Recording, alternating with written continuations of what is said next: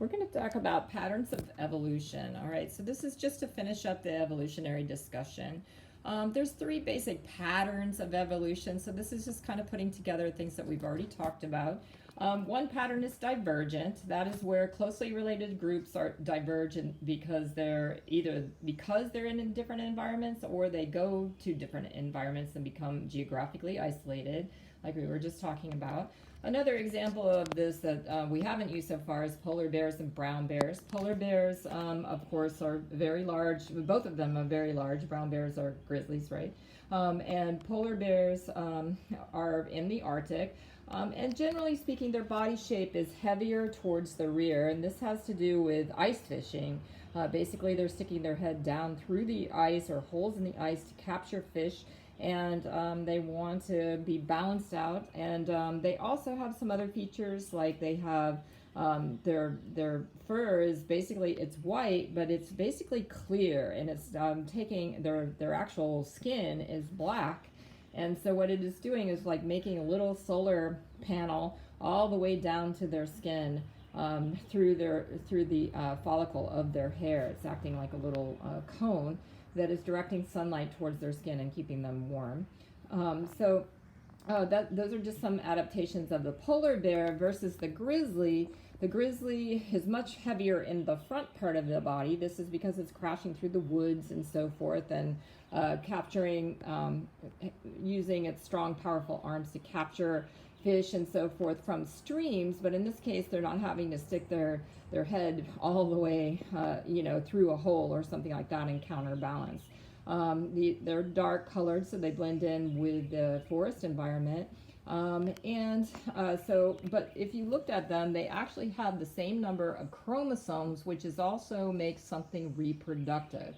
That is, a species has to have the same number of chromosomes. And in this case, the polar bear and brown bear have the same number of chromosomes, so they could mate. And in fact, they have tried to, mate them together in a zoo. But they don't really like to mate because they have some of the prezygotic features. That is, they're like, they basically have some behaviors that keep them from wanting to mate with each other. But they're super closely related, all right? So that's divergent.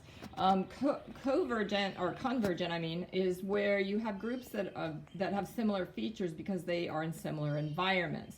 This is basically kind of like analogous structures that we talked about before.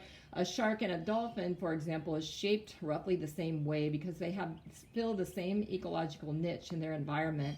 And that torpedo shape that is stable within the water and quick to move is a good shape for that kind of top predator. So that's convergent evolution. Any analogous structure would be convergent. The last one is coevolution. Coevolution is where groups evolve together. Examples are butterflies or hummingbirds and trumpet-shaped flowers. Oftentimes, the flowering times and when the butterflies or hummingbirds are present are existing at the same time.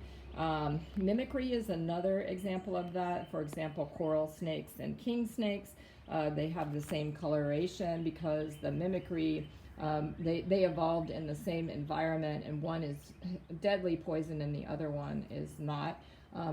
There's camouflaging, things like that. Those are, you've probably seen a lot of nature shows about this because it's a fairly interesting thing.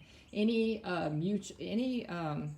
symbiotic relationship, including parasitism, mutualism, commensalism, all of those things are a co-evolutionary process.